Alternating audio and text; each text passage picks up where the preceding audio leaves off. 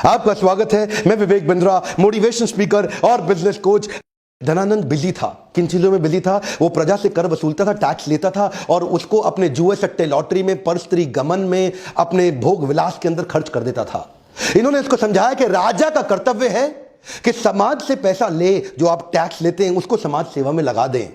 और धनानंद को गुस्सा आया, बोला ए पंडित, तुम अपनी पंडिताई करो, मुझको राजपाट ना सिखाओ, सिकंदर यहां तक नहीं पहुंच पाएगा। जब चाणक्य ने इनको दोबारा समझाने का प्रयास किया, इन्होंने धक्का मार के उसको गिरा दिया नीचे। और जब चाणक्य नीचे गिरे तो उनकी शिखा खुल गई और बोले तेरी यही शिखा काट देंगे। उस बात पे चाणक्य को बहुत बुरा लगा। उस दिन उन्होंने एक संकल्प ले लिया कि मैं ये शिखा तब तक नहीं बांधूंगा। This is called converting anger into resolution. उन्होंने अपने क्रोध को संकल्प में परिवर्तित किया। बोला उस दिन तक शिखा नहीं बांधूंगा जब तक तेरे साम्राज्य को उखाड़ के एक अखंड भारत का राजा ना लाकर खड़ा कर दूं।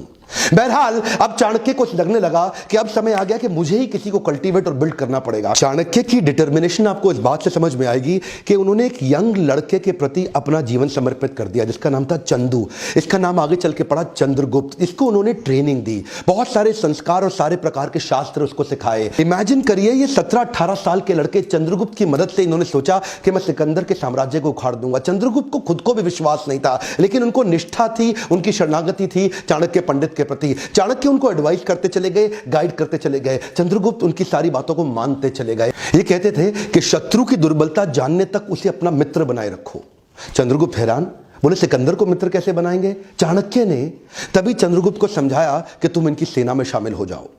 किसी प्रकार से इन्होंने छोटे से बालक को उनकी सेना में घुसाया और उनका एक फेथफुल सिपाही बना दिया, जिससे अंदर की सारी जानकारियां अब चाणक्य के पास आने लगी। चाणक्य को इतना समझ में आ चुका था कि बहुत दूर से ट्रैवल करती हुई लाखों की सेना सिकंदर की शरीर से अब थक चुकी है। बोला अब इनको मन से थका देंगे। इन्होंने अंदर भ्रांतियां फैलानी शुरू कर दी सिकंदर की सेना के बीच में। देखिए, सिंध नदी अभी तक पार नहीं कर पाया था, भारत में अभी तक घुस नहीं पाया था पूरी तरीके से, और वहां भ्रांतियां फैला दी कि हमारे जो देश, भारत के जो देवी देवता हैं वो तुमसे नाराज हो चुके हैं। इन्होंने अजीबोगरीब काम कराए। कभी कभी अलग अलग दिनों में खाने में जहर मिला देते थे, द्विकंटक नीति के साथ छोटे छोटे अटैक करा देते थे, उनके देश के झंडे को जो पहाड़ पर लगा हुआ है उसको जला देते थे, अलग अलग प्रकार की विषमक भ्रांतियां फैला देते थे, लोगों के अंदर कंफ्यूजन, आपस में उनको लड़वा देते थे।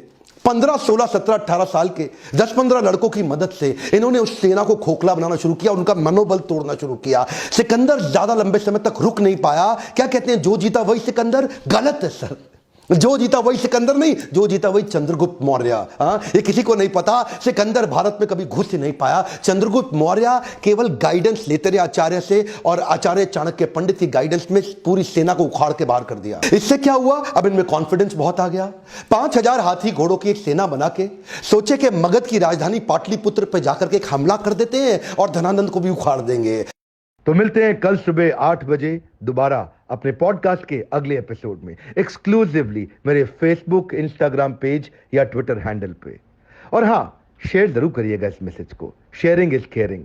शेयर करने से सामने वाले का लाभ होता है, और ऐसा मैसेज शेयर करने से आपकी भी तो इज्जत बढ़ती है। हमारे साथ जुड़े रहने के लिए प्रेम पूर्वक धन्यवाद।